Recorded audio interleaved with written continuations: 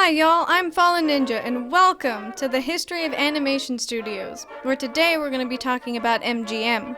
Now this is going to take us straight through the golden age of animation, so there are going to be a lot of people in here you probably already know, whether they have been big players in the animation industry up to this point, or they're about to be. So anybody that I mention, just keep them in the back of your head, because we'll come around to everybody eventually. Anyway, let's get started. In 1930, MGM takes its first foray into animation by distributing Flip the Frog for Pat Powers at Celebrity Pictures and UB Iwerks. In 1933, Flip was dropped for Willy Whopper, who also wasn't a very big success, and Iwerks had already started distributing his own Comicolor cartoons by that point, so they both decided to part ways with each other. In February of 1934, Hugh Harman and Rudolph Ising leave Warner Brothers and their producer Leon Schlesinger over budget concerns. They want to focus on higher budget productions and sign a deal with MGM. And from Warner Brothers, they bring with them Carmen Maxwell, William Hanna, and Robert and Tim McKimson. But Robert and Tim McKimson later returned to WB. They also bring a character they designed over at Warner Brothers, Bosco. In September of this year, they released the first Happy Harmonies, The Discontented Canary. This series will go on for another 3 years. Harman and Ising basically do their own things, but the main goal is to compete with Disney. Because, duh. In February of 1937, Happy Harmonies is consistently over budget, and when MGM brings it up to Harman and Ising, they don't do anything about it.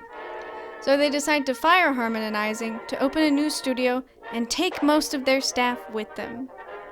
In March, they hire Fred Quimby, a film sales executive with no experience in the animation industry, to run their new cartoon studio. William Hanna and Bob Allen become the studio's directors, and Carmen Maxwell the production manager.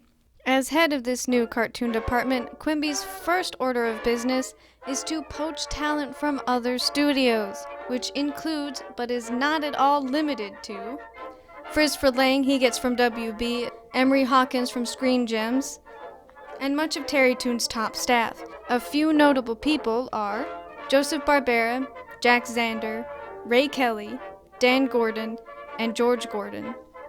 On August 23rd, their headquarters moves from a nearby house to their studio on Overland and Montana Avenue. In 1937, and this was a little confusing because nobody on the internet would agree, so it was either MGM, Harmonizing Productions, or a mixture of the two, but they helped Disney in the making of Snow White, and in exchange, they got some training for their staff, and they also made an episode of Silly Symphonies, Merbabies. They actually made a couple other episodes while they were there as well, but those ended up becoming Happy Harmonies instead. In 1938, the final Happy Harmonies, The Little Bantam Weight, is released. Harman and Ising are still credited, even though they were no longer with the studio at the time. Hanna and Allen's first venture is The Captain and the Kids, based on Rudolf Dirks' Katzenjammer Kids, the comic strip. It only had 15 episodes, and only ran for about a year, and they tried to save it with the help of newspaper cartoonist Milt Gross and Harry Hirschfeld, but Gross only managed 2 episodes, and Hirschfeld ended up doing none. So in October, Quimby hires Harman and Ising back, who become directors, overseeing those who defected the year before. I bet that was fun. In 1939, The Bear Who Couldn't Sleep is released. This is the first appearance of Barney Bear, and MGM's first original cartoon star. From that point, Ising focuses on Barney, and Harman on one-shots. William Hanna and Joseph Barbera worked together for the first time to co-direct under Ising's unit. During the holiday season this year, after the outbreak of World War II in Europe, Harman releases Peace on Earth, which is nominated for an Academy Award for Short Subjects, cartoons, and a Nobel Peace Prize. In 1940, Hanna-Barbera's first cartoon together, Puss Gets the Boot, is released. And even without advertising, it manages to gain financial and critical success, earning an Academy Award nomination for that year. Also this year, Ising releases The Milky Way. It wins the Academy Award for that year, making MGM the first studio to wrestle the award away from Disney. Also this year, Gallopin' Gals, a theatrical short, is released. It's the first Old Doc Donkey cartoon. And The Homeless Flea is released, which is the first Homer Flea cartoon. In 1941, The Midnight Snack becomes the first official Tom and Jerry short. Also this year, Tex Avery signs a 5-year contract with MGM to form his own cartoon unit. He is also another defector from Schlesinger, coming over from WB, because Avery felt like he was stifling his creativity.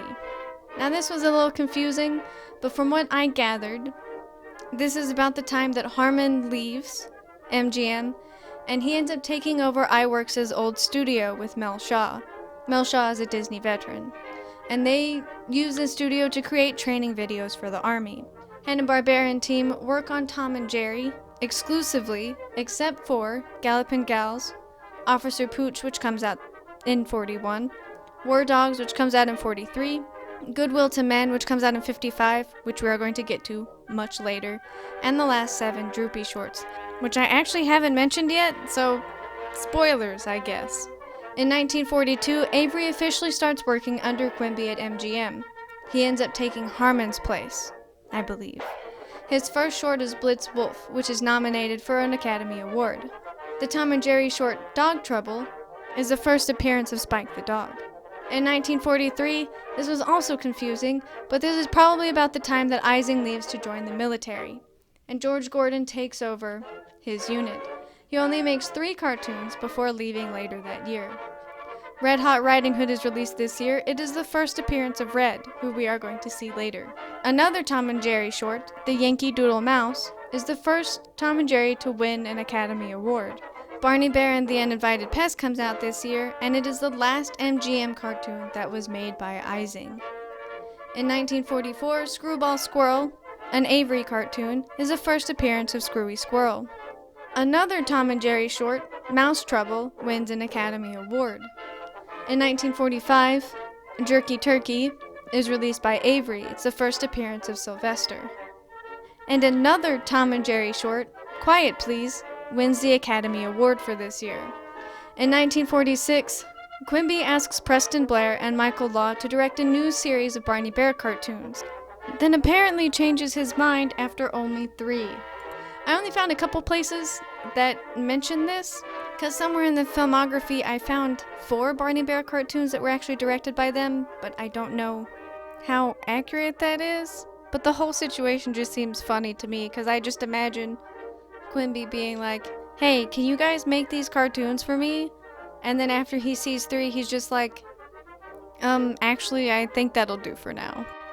Also this year, Lonesome Lenny is released. That's the last Screwy Squirrel cartoon. Avery puts out another short called Northwest Hounded Police. Henpecked Hobos also comes out this year. It's the first appearance of George and Jr. In 1947, King Size Canary is released by Avery. In 1948, What Price Fleedom is the last Homer Flea cartoon. And another Tom and Jerry short, The Little Orphan, wins the Academy Award. In 1949, we have Senor Droopy, which is the first Droopy cartoon.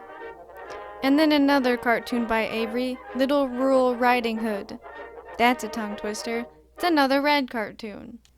Okay, so here's where things kind of start to go downhill. The whole studio is going through budget cuts, and on top of that, they require William Hanna and Joseph Barbera to create 1 Tom and Jerry cheater short per year, which means they just take footage from other Tom and Jerry shorts that have been made and use those to make a completely new Tom and Jerry episode. And this year, Jerry's Diary is the first one of those. Oh well, would you look at that? It's the end of this video. Listen, you guys, I'm halfway through my notes, and I've got a lot to cover. So, sorry, not sorry about the cliffhanger. So tell me what you think of MGM so far in the comments below, and I will catch y'all on the flip side.